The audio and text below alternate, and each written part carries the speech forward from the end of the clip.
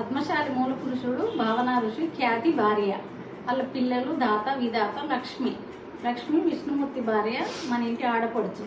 ఇంకా చెప్పాలంటే మార్కండేయుడు, మృకండు చాలామంది ఉన్నారు. వాళ్ళందరి గురించి చెప్పడం అది చాలా సమయం పడుతుందండి. చాలామంది ఉన్నారు.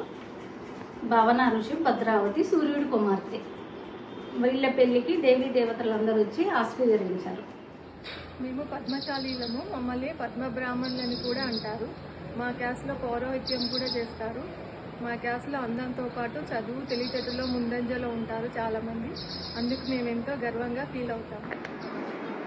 మేము పద్మశాలీలము. మహాలక్ష్మీదేవి మా ఇంటి ఆడపడుచు, విష్ణుమూర్తి మా ఇంటి అల్లుడు. ప్రతి సంవత్సరం మా చేతుల మీదుగా లక్ష్మీదేవికి పసుపు కుంకుమ చీర సార పంపిస్తాము.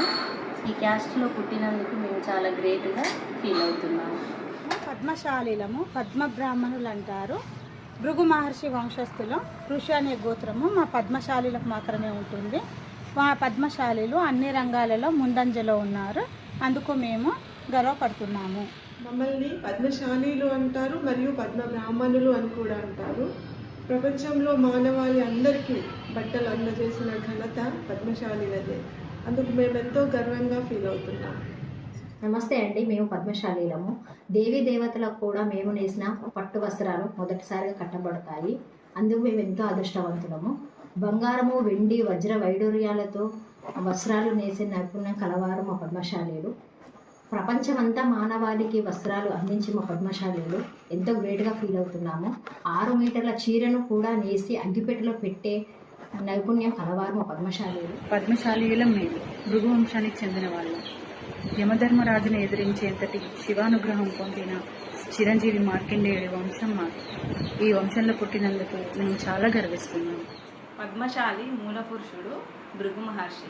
భృగు మహర్షి కుమారుడు శుక్ర మహర్షి.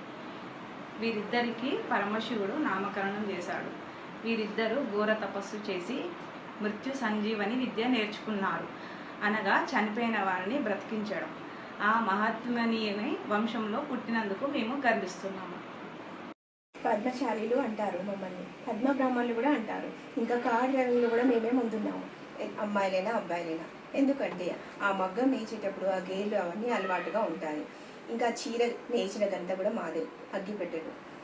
ఇంకా దానికి మేము చాలా గ్రేట్గా ఫీల్ అవుతాం. భావన ఋషి భద్రావతికి 101 మంది కుమారులు పద్మశాలీలు. పద్మశాలీలకు ఋషి అనే గోత్రం ఉంటుంది. మనకు తప్ప ఇంకెవ్వరికీ ఉండదు ఈ గోత్రం. మరి పద్మశాలీలు అంటే పద్మం వంటి గుణములు కలిగిన వారని అర్థం. పద్మము బురదలో